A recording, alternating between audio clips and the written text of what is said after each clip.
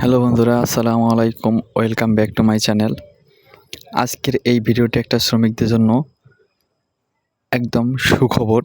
এটা একটা গরম খবর বললেই চলে, কারণ এই খবরটা একটা ঈদের আগে শ্রমিকদের জন্য একটা ভালোই সুখবর।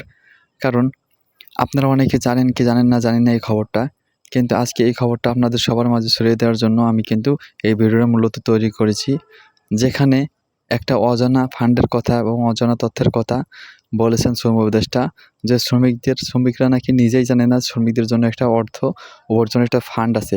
কি সেই ফান্ড, এই বিষয়ে পুরো বিস্তারিত কিন্তু আমরা তার মুখ থেকে শুনবো।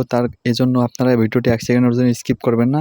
আমি কিন্তু আপনাদেরকে সেখানে তার বক্তৃতা কিন্তু আপনাদের দেখাবো, আসলে সে কী বলতেছে এবং কী সেই ফান্ড যেখানে শ্রমিকরা জানেন না। তাহলে চলুন বিকজ কথা না বলে শুরু করি, শুনে আসি তার সেই ভাষণ।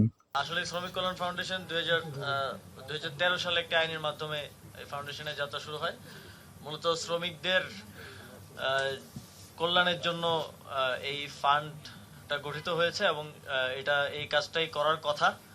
কিন্তু যেটা সেক্রেটারি বললেন যে আমাদের অধিকাংশ শ্রমিকরাই জানেই না যে তাদের জন্য এরকম একটা ফান্ড আছে, এবং কিভাবে আবেদন করতে হয় এই প্রসেসটাও হয়তো জানা নেই। ইতোপূর্বে এই ফান্ডের ম্যানেজমেন্ট নিয়েও অনেক ধরনের অস্বচ্ছতা এবং ফান্ডের ম্যানেজমেন্ট নিয়ে অনেক প্রশ্ন ছিল।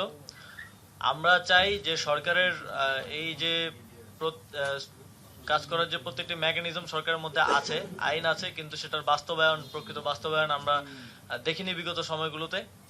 আমরা সেই বাস্তবায়নগুলো করতে চাই এবং এটা যেহেতু শ্রমিকদেরই অর্থ, কোম্পানিগুলো এখানে অংশগ্রহণের মাধ্যমে এটা আমাদের কাছে আমানত হিসেবে রাখে। ঠিকভাবে জবাবদিহিতা এবং স্বচ্ছতার ভিত্তিতে শ্রমিকদের কাছে পৌঁছে দিতে চাই, এবং এটা যেন এই তথ্যগুলো যেন যে কোম্পানিগুলো অংশগ্রহণ করে তারাও দেখতে পারেন, এবং একই সাথে শ্রমিকরা আবেদন করলে তারাও যেন ফলো আপটা রাখতে পারেন যে তার আবেদনটা কোন অবস্থায় আছে। সেজন্য এটাকে আমরা সম্পূর্ণ ডিজিটালাইজ করার পরিকল্পনা নিয়েছি। এটা সম্পূর্ণ ডিজিটাল পদ্ধতিতে আমরা এই বিতরণটা করব, যাতে স্বচ্ছতা এবং জবাবদিহিতাটা নিশ্চিত হয়।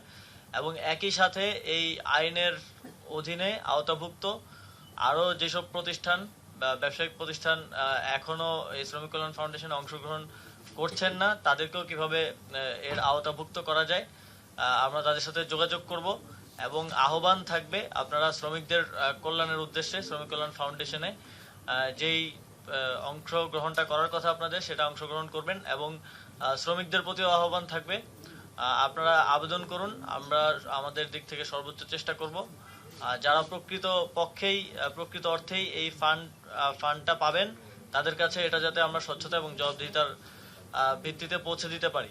আপনারা জানেন কিছুদিন আগেই আমরা শ্রমিকদের যেই 18টি দফা ছিল সেই দফাগুলোর সমাধান মালিক পক্ষ শ্রমিক পক্ষের সাথে আলোচনার ভিত্তিতে তাদের স্বাক্ষরিত একটি যৌথ বিবৃতিতে আমরা সেগুলো সমাধান দেওয়ার চেষ্টা করেছি, এবং যেই দাবিগুলো মেনে নেওয়া হয়েছে সেগুলো বাস্তবায়নে এখন জোর দেওয়া হচ্ছে। আপনারা এতক্ষণ শুনতেছিলেন যে উপদেষ্টা আসিফ মাহমুদের বক্তব্যে যে ভাষণটা, সেখানে যে শ্রমিকদের বিষয়ে তিনি কথা বলেছেন, এগুলো আসলে কিন্তু তার বাস্তবায়ন করার লক্ষ্যে কিন্তু একটা পয়েন্ট তারা কাজ হাতে নিয়েছেন, এবং তারা এই ক্ষমতা থাকলেন অবস্থায় কিন্তু এই শ্রমিকদের জন্য এই যে অর্থ পরিচিত ফান্ডটা, এটা কিন্তু শ্রমিকদের মাঝে একটা তারা ক্লিয়ারভাবে করে দিয়ে যাবে, যেখানে শ্রমিকরা কীভাবে এই অর্থ উপার্জন পাবে এবং কীভাবে তারা এই ফান্ডের সাথে জড়িত হবে।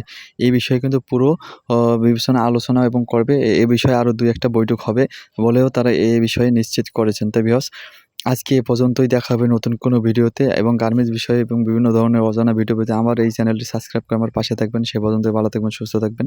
আল্লাহ হাফেজ।